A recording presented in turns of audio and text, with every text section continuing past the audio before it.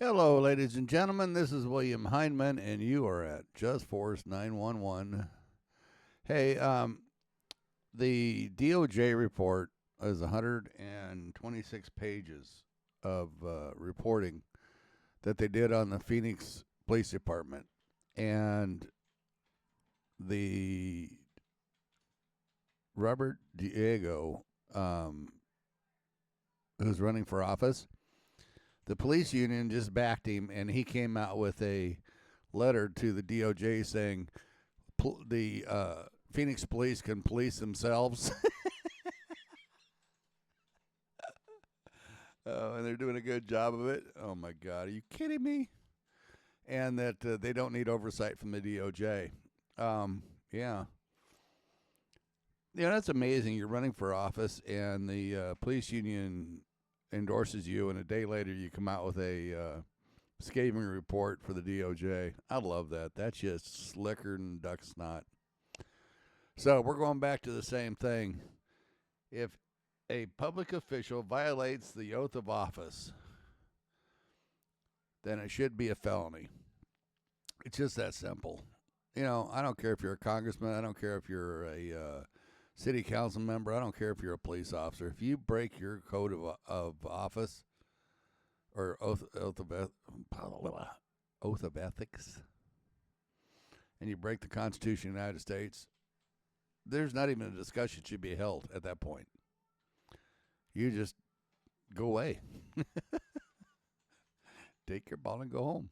We have the balls. We don't need yours.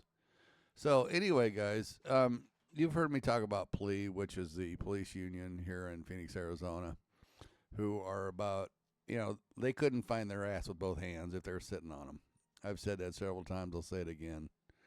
They couldn't find their ass with both hands if they were sitting on them. That's how sad these costume clowns are.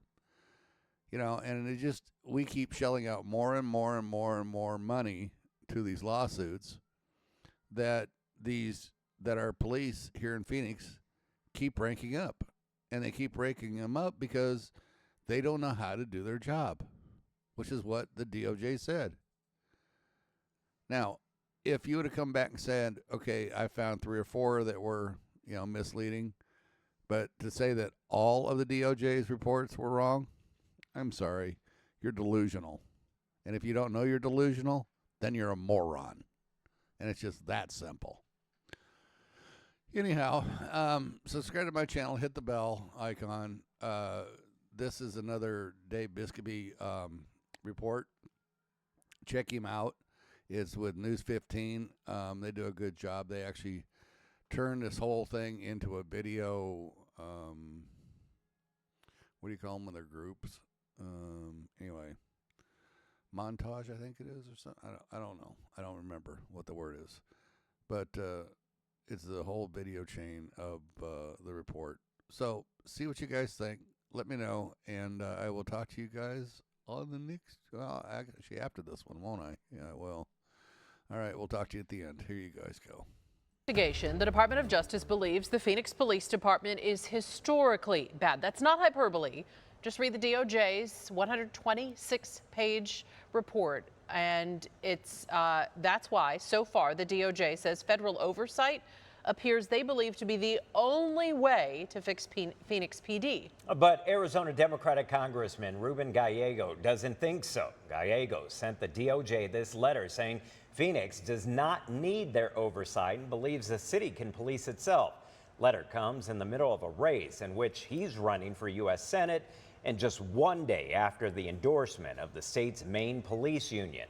That endorsement and the letter were both a surprise. Now, to put this all into perspective, we have team coverage for you tonight. ABC 15 Chief Investigator Dave Biscobee is here to explain more about the letter, and then our ABC 15 political team is breaking down the politics of all of this. And then ABC 15 Senior Investigator Melissa Blasius will show you more of what's inside the DOJ's report. Let's start with Dave, and no one has investigated Phoenix Police more than he has, and he's here now to put Gallego's letter into context. To be honest, there's not a lot in Representative Gallego's letter that's new. It's a lot of the same talking points from the police union, lawyers for police officers, and critics of the DOJ investigation. The letter is a page and a half, and here's the bottom line. Gallego doesn't want the DOJ to impose a, quote, consent decree on Phoenix PD. Basically, that's federal oversight over how they run their department. Gallego wrote consent decrees have a mixed record. They take too long, cost too much, and his letter was sent to U.S. Assistant Attorney General Kristen Clark. Now, here's what she said when announcing the results of the Phoenix PD investigation.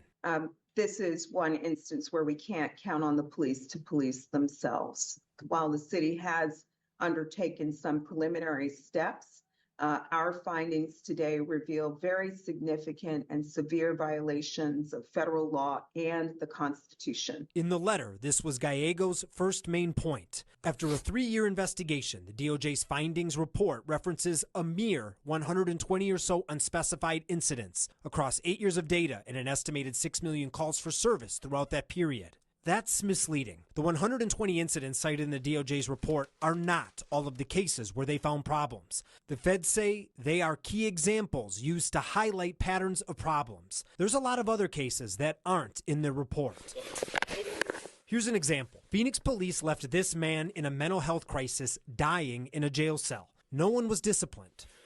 The case highlighting many of the problems found by the DOJ, like dangerous restraint techniques, delaying medical aid, mistreating people with behavioral health issues, and failing to hold officers accountable. Gallego's letter also says a consent decree could last 10 years and cost $50 million. To put that into perspective, Phoenix PD's annual budget is about $1 billion. Over 10 years, $50 million would end up being less than 1% of Phoenix PD's budget. Gallego also wrote that a consent decree would spark a staffing crisis, and that's why the DOJ should utilize a technical assistance letter. That's basically a letter with recommendations and no oversight. And as a final point, Gallego writes that Phoenix is already reforming itself, so it can be trusted to fix its own problems. Now, we don't want you to take anyone's word about any of this. That's why for the past 6 weeks, we've been turning the DOJ's written report into a video series. Now, reading a report or a letter is one thing, but seeing real video from real cases is something completely different. And later in this show, you'll see another one of our stories in that series, our 23rd story, actually. I'm investigator Dave Biscobing, ABC 15, Arizona. We have reached out to Gallego's campaign for comment, but he has not returned our calls nor texts. We did hear. If you're not making 100. Yeah, we can police ourselves.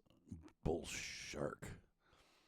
These guys have all the ability to police themselves, as Little Red Riding Hood's wolf did not eat the